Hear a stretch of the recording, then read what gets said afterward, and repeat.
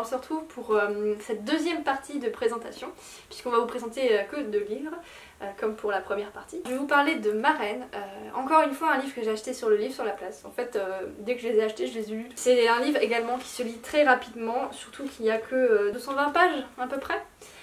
Donc c'est le premier roman d'un auteur qui n'était pas auteur avant, il était réalisateur et scénariste. En fait il faisait partie de ma wishlist pour la rentrée littéraire, donc si vous avez vu notre vidéo, elle est parue il y a quelques temps déjà. On va être plongé dans l'univers et dans les pensées d'un petit garçon.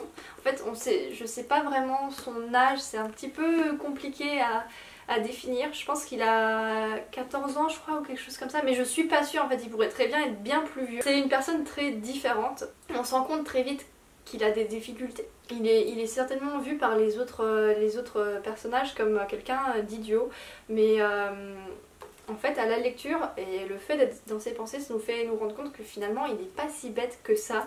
Il a juste une vision des choses complètement différente. C'est pas une question de manque de culture ou de manque... c'est juste qu'il pense différemment et ça nous fait vraiment comprendre à quel point ça doit être difficile. Il m'a fait penser au personnage du livre Les fleurs pour Algernon. Des fleurs pour Algernon, pardon. Moi je dis des fleurs pour Algernon, je fais la traduction pour les gens normaux. Je sais pas comment on est censé le dire, du coup je le dis la façon dont je préfère. En fait c'est comme ça que je le lisais dans le livre, donc voilà. Et en fait parce qu'il est différent, donc comme le personnage du roman de science-fiction, et il a une intelligence différente et voilà, c'est aussi triste j'ai trouvé. L'écriture n'est pas hyper facile, même si elle est quand même très jolie.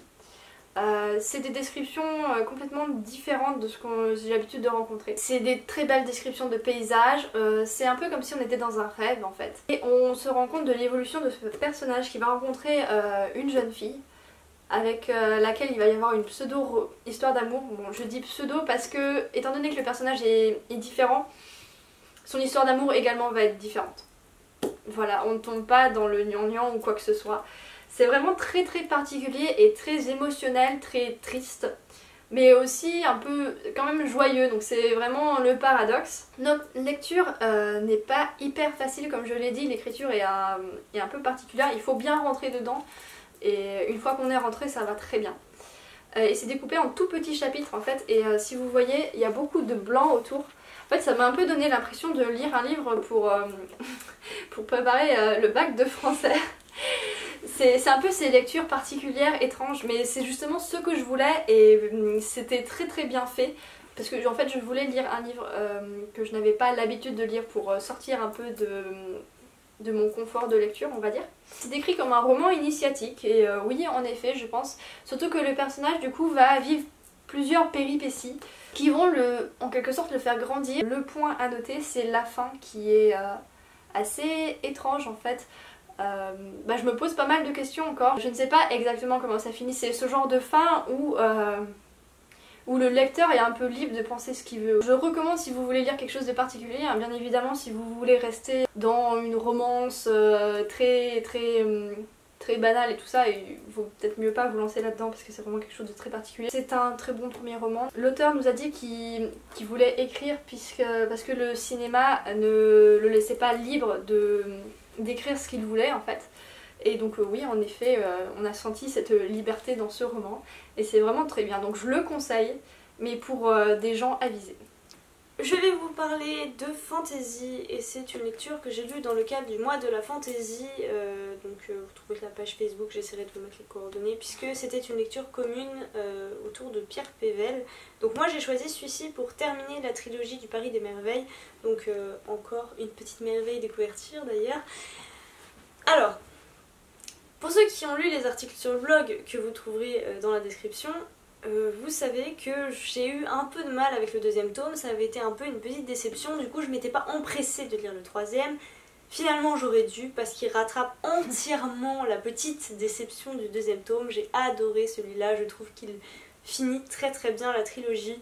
On est encore sur un fond d'enquête, mais cette fois c'est beaucoup plus sombre. J'ai trouvé que les tenants et les aboutissants étaient beaucoup plus graves, donc c'est quand même des meurtres au plus haut niveau de la société magique. Ça tourne autour d'attentats, d'anarchistes, enfin voilà, le sujet est plus grave, les personnages, enfin l'implication des personnages est plus grave aussi. Je pense notamment à tous les personnages principaux qu'on retrouve, donc Griffon, Isabelle, Azincourt, enfin bref, la totale. Ces personnages-là, je suis toujours super heureuse de les retrouver, je les adore. Dans le même genre, je ne vais pas refaire un commentaire sur le style que Pierre Pével utilise pour ses romans, tout en humour, tout en... Bref, que j'adore. Alors, je vais faire ma chipoteuse, j'ai trouvé quand même quelques petits points qui m'ont un petit peu agacée. Tout d'abord, un des personnages clés, qu'on a déjà vu dans les romans d'avant, il s'agit de Troisville. Il est assez jeune pour un magicien, pour autant, je trouve que son âge n'excuse pas sa stupidité. Ensuite, j'aurais aimé que les tensions entre les magiciens, tout l'aspect politique soit encore plus mis en avant. Pareil, les chats, donc toute la communauté des chats ailés.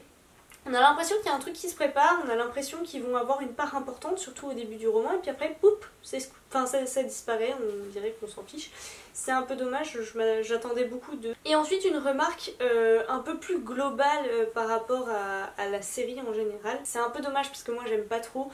J'ai trouvé que c'était très manichéen quand même. La lutte qui oppose la Reine Noire et la Reine d'Ambremer, voilà, j'ai trouvé ça tout au long de la trilogie. C'est un peu tout blanc, tout noir. Bon, c'est le truc, le point dommage de la trilogie, parce que sinon il faut vraiment la lire, elle est originale, fraîche, drôle, enfin bref, moi j'ai adoré. Pour revenir à ce tome-ci en particulier, j'ai adoré les retournements de situation, j'ai adoré la pression qu'il y a autour de Griffon, j'ai adoré voilà, la fin où on a l'impression qu'on arrive à un dénouement et tout s'écroule d'un coup, tout change.